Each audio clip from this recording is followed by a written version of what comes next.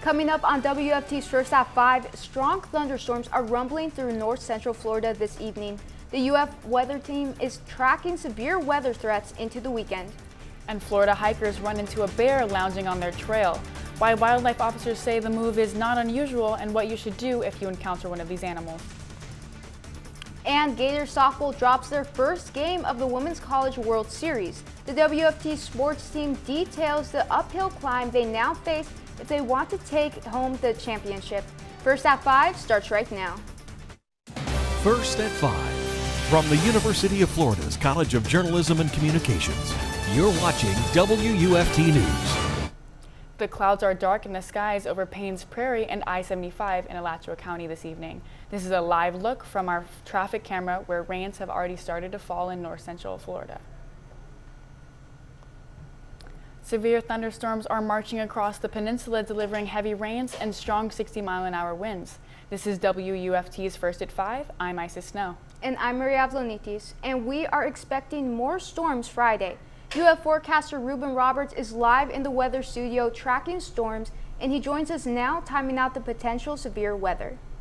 So as we take a look at our current storm tracker, I actually want to put emphasis on Clay County. Severe risk warning just happened right now. It's going to be a severe risk until about 5:15. But as you can see, it's a little bit of storms building up in near the Gainesville area, but they're mostly coming westward. They're mostly coming from the west part of Florida. Now, as you can see right now, as today, we're under marginal risk. So that's about a 1 out of 5 chance that we'll potentially get some storms. But taking a look at the storm tracker, it's coming from the west side of Florida. But as it makes its way over here, it should be trickling down and for the most part going away. Now, as you can see, there's a little bit potential chance of rainfall coming our way, but coming up, I'll have more for you about showers into the weekend. Heat index near 100, and it'll be hot again next week. A Lake City man is facing gun and child abuse charges after police say he hit a child with special needs. Last night, police were called to a home for a child welfare check. The caller says her boyfriend, DeAndre Clayton, wouldn't allow her near the children during a domestic dispute. Officers were able to convince Clayton to leave the apartment. The children were not hurt, but investigators say a child with developmental challenges was hit by Clayton the day before. Officers found several guns and bullets in the home. Clayton is currently at Columbia County Detention Center. Neighbors who want their voices heard about revamping Citizens Field and surrounding areas can head to the city's next workshop tonight. This is the third workshop the city has hosted for it. You can come and share your personal experiences and ideas for the park facilities and surrounding roadways, such as Waldo Road, Northeast 8th Avenue, and Northeast East 15th Street. The workshop is from 5:30 to 7 and is at the Santa Fe College Blunt Center on West University Avenue. Calls have grown louder to upgrade Citizens Field. It's used by the city's high school sports teams. We told you late last year that upgrades for the entire project will cost around $18 million. There's a new fire chief in Gainesville. Joseph Sean Hillhouse was chosen from candidates from 7 states and 2 international applicants. Hillhouse has risen through the ranks since he first began at Gainesville Fire Rescue in 2003. In November, he assumed the role of interim fire chief after the departure of former department leader Joe Dixon. Hillhouse is set to start his new position June 9th. Alachua City Manager Mike DeRosa has resigned from his position in a letter dated Monday. Earlier this year, he was accused by a former city planner of outside influence from the development community. His resignation came shortly after the City Commission decided to potentially investigate the resignations of 3 out of 4 city planners. DeRosa's last day is June 8th. New at 5. FEMA officials have provided an update on the ongoing recovery efforts from Hurricanes Helene, Milton, and Debbie. In a press release, the agency says as of Wednesday, the state has removed more than 36.5 million cubic yards of debris, and officials have approved some $1.6 billion in aid to help Floridians with losses from the storms. More than 900 FEMA officials remain on the ground in Florida to help survivors recover. Leaders in Alachua County are working overtime to make sure more neighbors are getting prepared ahead of this year's hurricane season. They have launched Tap into Preparedness Hurricane Season Kickoff. Leaders are heading to a number of breweries across the county looking to get folks signed up for their emergency text alerts. In addition to that, they want to share essential preparedness tips.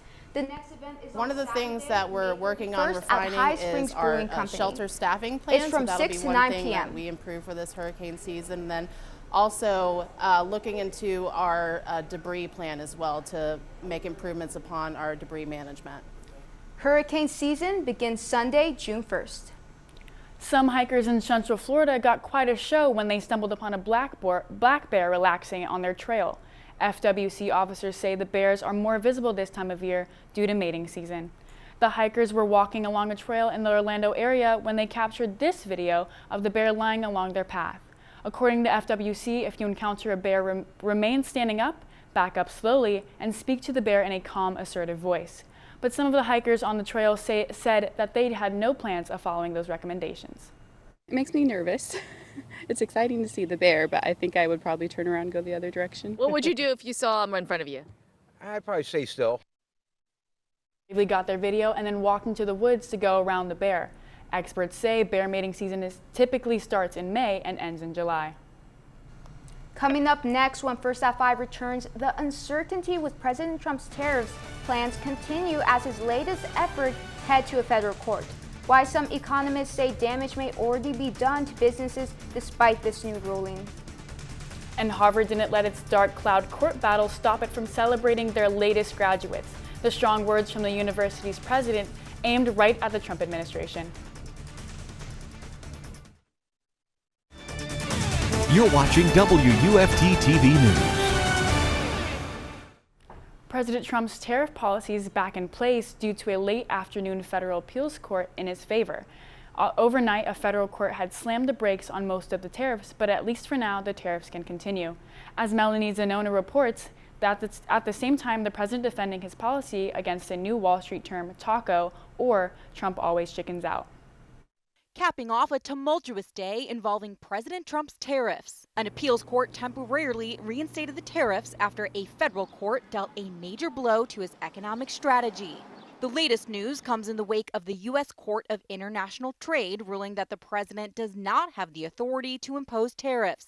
Lawmakers usually do that. The president bypassed Congress by declaring a national economic emergency. The administration immediately appealed the ruling. And we're very confident in our success there. And attacked the judges. Though one judge was appointed by President Trump in his first administration, the others by Republican President Ronald Reagan and President Obama. This ruling did not affect specific industry tariffs, such as the 25% tax on steel and aluminum. Shortly before the ruling, the president on the defense over his tariff strategy, asked about a new Wall Street term, taco, short for Trump always chickens out. Oh, isn't that nice? Chicken out. I've never heard that. You mean because I reduced China from 145%? When you ask a nasty question like that, it's called negotiation. Small businesses originally brought the claim before the International Trade Court. Now that the tariffs are able to move forward, they could still face high charges. Today, President Trump met with Federal Reserve Chairman Jerome Powell. The Fed said the two men talked about economic growth and inflation, but that Powell did not speculate on future interest rate decisions. But the Fed did emphasize that all decisions will be made with non-political analysis. Melanie Zanona, NBC News, Washington.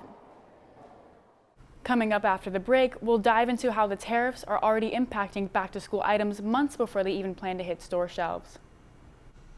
Harvard University held its commencement ceremony today while the school is embroiled in a legal battle with the Trump administration. This morning, students in the class of 2025 paraded toward their graduation ceremony. Today's festivities took place as a court hearing was being held in Boston. Harvard President Alan Garber spoke to the graduates during the commencement and received a standing ovation from the students and the faculty. During his comments, Garber said this class contains students from here and around the world, just as it should be. Members of the class of 2025 from down the street, across the country, and around the world.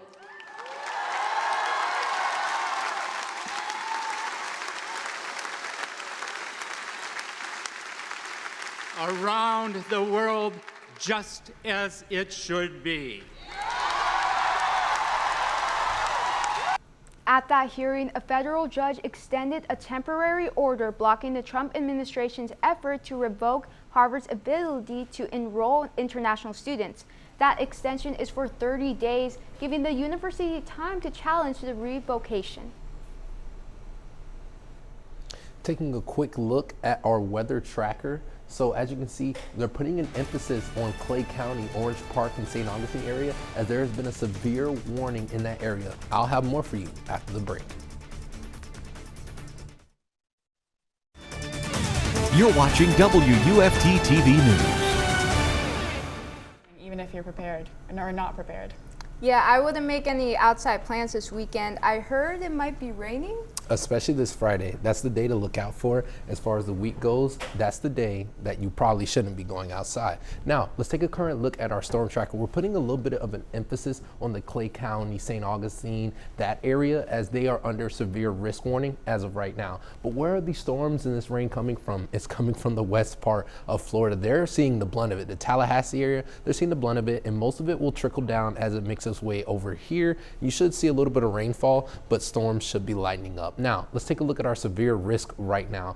We are under marginal risk. So you may see a bit of isolated storms here and there. As we said, in Clay County, they are seeing some storms right now. So you'll see isolated storms in the in the central and the north part of Florida. But let's take a current look at our campus camp. It's about 90 degrees outside. That's being mostly reflected in the temperatures around Florida right now. As you can see, Gainesville is about 89, Ocala's up to 87, St. Augustine down to 82. That can be attributed to the potential storms they are seeing as of right now. Now, let's take a look at our going into our weekend. So Friday reflects what we're mostly seeing right now. We're still, as of right now, being classified as a marginal risk. Taking a look at our futurecast, it will reflect, as you can see, a little bit of storms coming through in the morning time on Friday. You shouldn't see much, but as the day goes on, we're under risk and we're under storms coming through the Gainesville and just overall area.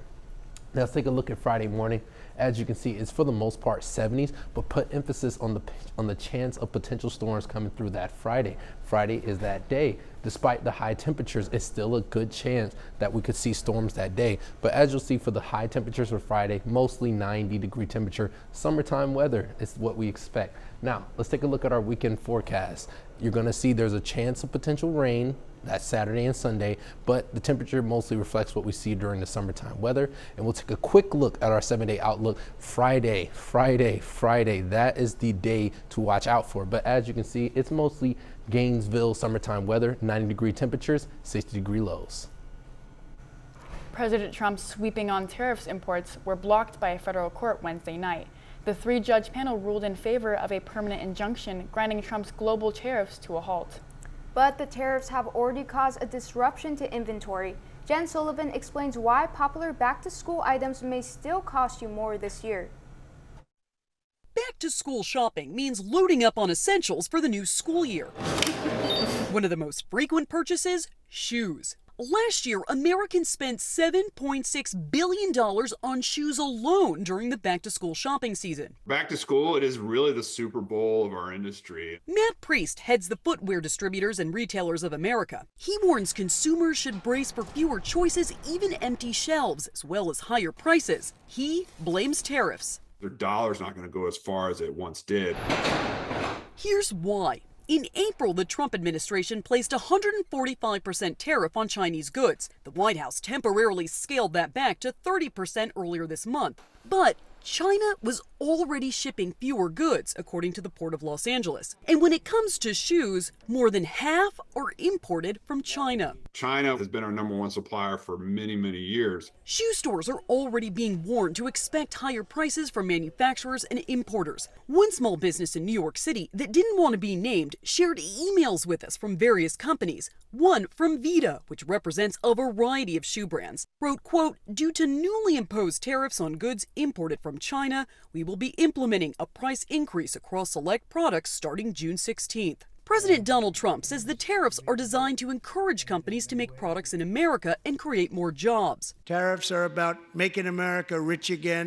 Priest says less than 1% of shoes sold in the U.S. are made in America. We don't have the materials, the supply chain, the know-how, or the machinery here in the States to help prop that up. He suggests parents begin back-to-school shopping early to have the most options and avoid these price hikes. For Consumer Watch, I'm Jen Sullivan. Gators softball clinched themselves a second straight trip to the Women's College World Series. Today, the 3-seed Florida Gators competed against the 6-seed Texas in the first round of games. Heading over to the football field, T-minus 93 days until kickoff for the Florida Gators. With that, game times and TV designations for 4 Florida football games have been announced. We'll be back with more after the break. You're watching WUFT-TV News. Welcome to sports. I'm Macy Meis. Joined by 4 other SEC teams, the Florida Gators are competing in the Women's College World Series. Today, number 3 seed Florida competed in the primer against number 6 seed Texas. The Gators fought hard but could not fight off the Longhorns. Texas used the long ball right from the jump. Second inning, first baseman Jolie Mitchell homered to the left field to put the Longhorns on the board. She then followed that with a second dinger at the top of the 6th. They ended up going back-to-back, Katie Stewart also hitting a home run. Texas goes on to shut out Florida 3-0. In this double elimination tournament, the Gators will take on the losers of the matchup between number 2 seed Oklahoma and number 7 seed Tennessee, which is being played as we speak. Now Florida will have to win or see their season come to an end. With 93 days until kickoff at Ben Hill Griffin Stadium, game times and TV designations have been announced for 4 Florida football games by the SEC and ESPN. The Gators will open their 2025 season against Long Island on August 30th at home with a 7 p.m. kickoff time. Next, Florida will host USF in Gainesville on September 6th at 4:15 p.m. On September 13th, the Gators will get underway at 7:30 p.m. in Baton Rouge against LSU. At Everbank Stadium in Jacksonville, Florida, Florida is set to play Georgia on November 1st, kicking off at 3:30 p.m. Game window designations for the remaining weeks will be announced on June 11th. Back on the diamond, despite an end to their SEC tournament run after being taken down by Ole Miss, Gators baseball returns to the mound. Florida will compete in the NCAA Regional in Conway, South Carolina. This is the Gators' 17th straight NCAA tournament bid, and they are doing so as the number 2 seed in the Conway Regional. Florida is joined by number 1 seed Coastal Carolina, number 3 seed East Carolina, and number 4 seed Fairfield. The Gators are up to bat and will face East Carolina tomorrow at noon in search for their 11th regional title in the past 17 years.